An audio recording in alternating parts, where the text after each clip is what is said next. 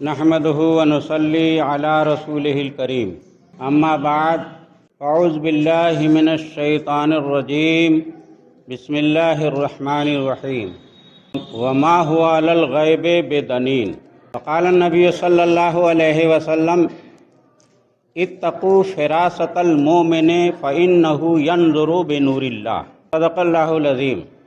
حضرات گرامی، سب سے پہلے آئیے ہم تمامی حضرات مل جل کر بارگاہ رسالت مآب صلی اللہ علیہ وسلم میں جھوم جھوم کر ہدیہ درود و سلام کا نظر پیش کر لیں۔ پڑھیے بآباد بلند اللہم صلی علی سیدنا و مولانا و مولانا محمد معدن الجود والکرم منبع العلم والحلم والحکم صلو علیہ صلاۃ و سلام علیک یا رسول اللہ۔ اور کوئی غیب کیا تم سے نیہا ہو بھلا، اور کوئی غیب کیا تم سے نیہا ہو بھلا، جب نہ خدا ہی چھپا تم پہ کروڑوں درود، جب نہ خدا ہی چھپا تم پہ کروڑوں درود۔ نگاہ ولی میں وہ تاثیر دیکھی، نگاہ ولی میں وہ تاثیر دیکھی، بدلتی ہزاروں کی تقدیر دیکھی۔ جو جذب کے عالم میں نکلے لب مومن سے، جو جذب کے عالم میں نکلے لب مومن سے، وہ بات حقیقت میں تقدیر الہی ہے۔ درود پاک پڑھیے اللہم صلی علی سیدنا و مولانا و مولانا محمد بارک وسلم صلاۃ و سلام علیک یا رسول اللہ۔ آج رجب المرجب کی 6 تاریخ ہے۔ حضرت سیدنا حضور خواجہ غریب نواز معین الدین چشتی اجمیری رحمۃ اللہ علیہ کا عرس مبارک ہے آج۔ اسی کے تعلق سے حضرت خواجہ غریب نواز رحمۃ اللہ علیہ کی شان اقدس میں خراج عقیدت کے چند پھول پیش کرتا ہوں، ملاحظہ فرمائیے۔ درود پاک پڑھیے اللہم صلی علی سیدنا و مولانا و مولانا محمد معدن الجود والکرم وآلہ وبارک وسلم صلاۃ و سلام علیک یا رسول اللہ۔ میں نے قرآن مقدس کی ایک آیت کریمہ کی تلاوت کا شرف حاصل کیا ہے اور ساتھ ہی ساتھ ایک حدیث نبویہ بھی پڑھنے کا شرف حاصل کیا۔ رب تبارک و تعالیٰ اپنے محبوب جناب محمد رسول اللہ صلی اللہ علیہ وسلم کی شان اقدس میں ارشاد فرماتا ہے وما ہوا علی الغیب بدنین، یہ نبی غیب بتانے میں بخیل نہیں ہے۔ نبی صلی اللہ علیہ وسلم کی شان اقدس میں اللہ تبارک و تعالیٰ فرماتا ہے کہ یہ نبی غیب بتانے میں بخیل نہیں ہے، اور بخیل وہی نہیں ہوگا جو غیب کی خبر دوسروں کو بھی سناتا ہو، دوسروں کو بھی غیب کی خبر دیتا ہو۔ تو اسی آیت کریمہ سے پتہ چلا کہ اللہ کے نبی جناب محمد رسول اللہ صلی اللہ علیہ وسلم کی یہ شان ہے کہ اللہ تبارک و تعالیٰ آپ کو غیب بتاتا ہے، اور نبی صلی اللہ علیہ وسلم کی شان اقدس یہ ہے کہ آپ اپنے چاہنے والوں میں بھی غیب تقسیم فرماتے ہیں۔ جو آپ کے خاص غلام ہیں ان کو غیب بتاتے ہیں اور غیب عطا فرما دیتے ہیں، اس لیے کہ رب تبارک و تعالیٰ فرماتا ہے کہ آپ بخیل نہیں ہیں۔ اور اللہ کے رسول سید عالم صلی اللہ علیہ وسلم دوسروں کو، اپنے چاہنے والوں کو غیب بتاتے ہیں، خود تو غیب کی خبر رکھتے ہی ہیں، خود تو غیب جانتے ہی ہیں، لیکن اس کے علاوہ اپنے غلاموں کو بھی، اپنے چاہنے والوں کو بھی غیب بتاتے ہیں۔ اور وہ اس طرح کہ اللہ کے رسول سید عالم صلی اللہ علیہ وسلم ارشاد فرماتے ہیں کہ اتقوا فراست المؤمن فإنه ينظر بنور اللہ، مومن کی فراست سے ڈرو۔ نبی صلی اللہ علیہ وسلم کیا فرماتے ہیں کہ مومن کی فراست سے ڈرو کیونکہ وہ اللہ کے نور سے دیکھتا ہے۔ یہ فراست کیا چیز ہے؟ مومن کی فراست سے ڈرو۔ تو یہ فراست کیا چیز ہے؟ فراست کہتے ہیں سر کی نگاہوں سے چھپی ہوئی باتوں کو دیکھ لینا۔ جو باتیں چھپی ہوئی ہے، جو عام آدمی نہیں جان سکتا، عام آدمی کی نگاہ وہاں تک نہیں پہنچ سکتی، وہاں تک جو مومن ہے وہاں تک اس کی نگاہ پہنچتی ہے۔ یہاں مومن سے مراد ہر مومن نہیں ہے۔ اتقوا فراست المؤمن فإنه ينظر بنور اللہ، مومن کی فراست سے ڈرو۔ یہاں مومن سے مراد ہے اولیاء کرام، جو اللہ کے خاص بندے ہیں، جو اللہ کے محبوب بندے ہیں، اولیاء کرام۔ ظاہر بات ہے کہ مومن ہونے میں تو ہم بھی ہیں، سب برابر ہیں، کیفیت الگ الگ ہے۔ مومن ہونے کی کیفیت یعنی اس کی پاور، طاقت، یہ تو الگ الگ ہے، لیکن مومن ہونے میں فی نفس ہی مومن ہونے میں سب برابر ہیں۔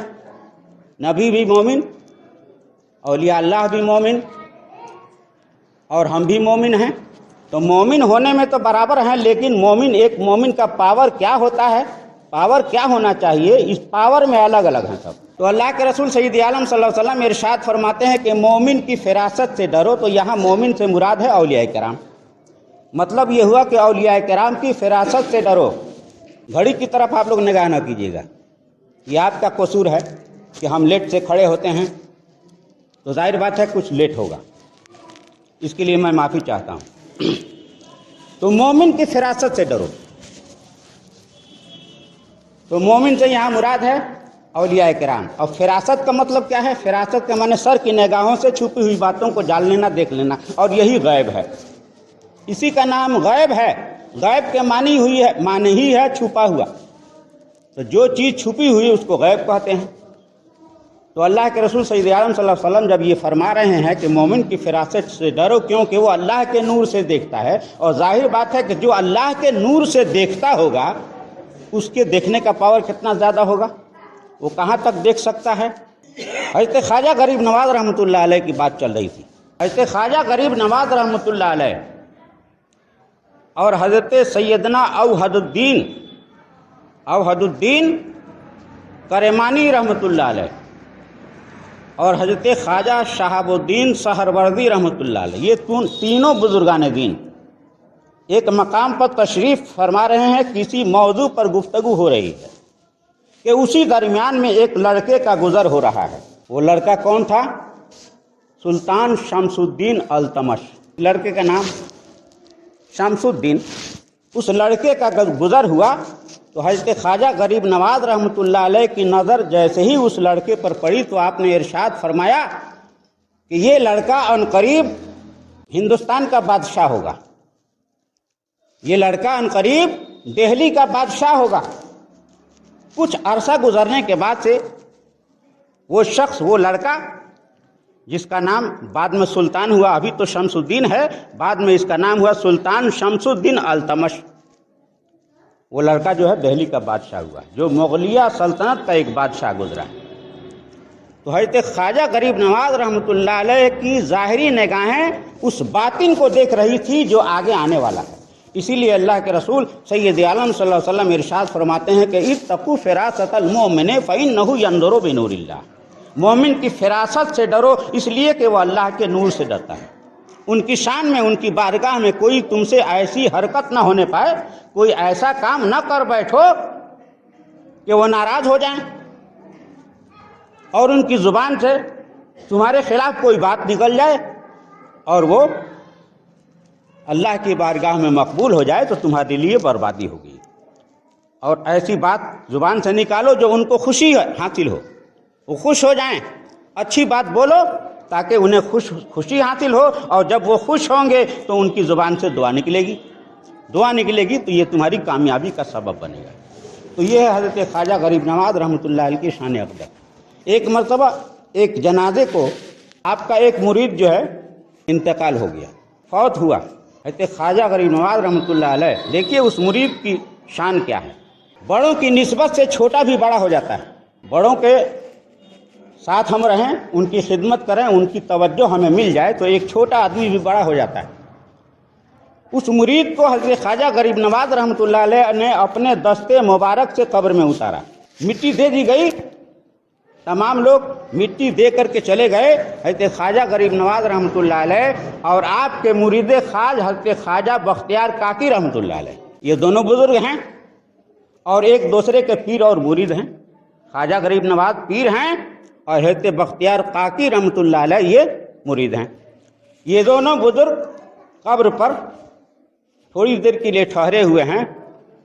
حضرت خواجہ بختیار کاکی رحمۃ اللہ علیہ نے کیا دیکھا کہ اچانک جو ہے حضرت خواجہ غریب نواز رحمۃ اللہ علیہ کے چہرے پر اداسی چھا گئی، پھر تھوڑی دیر کے بعد سے آپ کا چہرہ جو ہے خوشی کے مارے کھل اٹھا اور آپ کی زبان سے برجستہ یہ نکلا الحمدللہ رب العالمین۔ حضرت خواجہ بختیار کاکی رحمۃ اللہ علیہ نے جب یہ دیکھا تو عرض کیا کہ حضور یہ کیا معاملہ ہے، کہ ابھی تھوڑی دیر پہلے آپ کا چہرہ اداس تھا اور اچانک آپ کے چہرے پر خوشی نظر آ رہی ہے، میں خوشی دیکھ رہا ہوں، اس کا سبب کیا ہے؟ اور آپ نے الحمدللہ پڑھا۔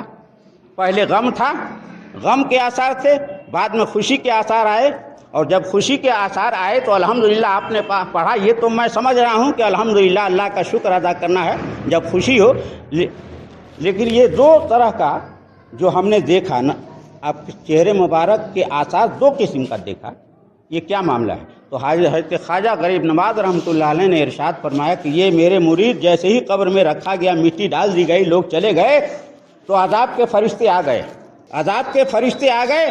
میں یہ دیکھ کر کے گھبرایا، اور پھر تھوڑی ہی دیر کے بعد کیا دیکھتا ہوں کہ میرے پیر و مرشد یعنی حضرت خواجہ غریب نواز رحمۃ اللہ علیہ کے پیر و مرشد حضرت خواجہ عثمان ہارونی رحمۃ اللہ علیہ قبر میں تشریف لاتے ہیں، اور فرشتوں سے ارشاد فرماتے ہیں کہ یہ میرے مرید خواجہ معین الدین چشتی اجمیری کا مرید ہے، اسے چھوڑ دو۔ میں نے کیا دیکھا کہ جیسے ہی یہ فرشتے اور حضرت خواجہ عثمان ہارون رحمۃ اللہ علیہ کے درمیان یہ بات چیت ہو رہی تھی کہ تھوڑی ہی دیر کے بعد سے غیب سے آواز آتی ہے کہ میں نے اسے بخش دیا، اے فرشتوں تم یہاں سے چلے جاؤ، اور رحمت کے فرشتے وہاں آ گئے۔ تو حضرت خواجہ غریب نواز کی یہ شان ہے، اسی لیے کہ اللہ کے رسول سید عالم صلی اللہ علیہ وسلم ارشاد فرماتے ہیں کہ اتقوا فراست المومن فإنہ ینظر بنور اللہ، مومن کی فراست سے ڈرو کیونکہ وہ اللہ کے نور سے دیکھتا ہے۔ اس لیے ہمیں چاہیے کہ بزرگوں کا احترام، بزرگوں کی محبت اور بزرگوں کی بارگاہ میں عاجزی اور انکساری کرنے کی توفیق عطا فرمائے، اور بزرگان دین کی محبت پر ہم کو اس دنیا سے اٹھنے کی توفیق عطا فرمائے۔ آمین ثم آمین بجاہ سید المرسلین صلی اللہ تعالی علیہ وسلم۔ استغفر اللہ ربی من کل ذنب واتوب الیہ۔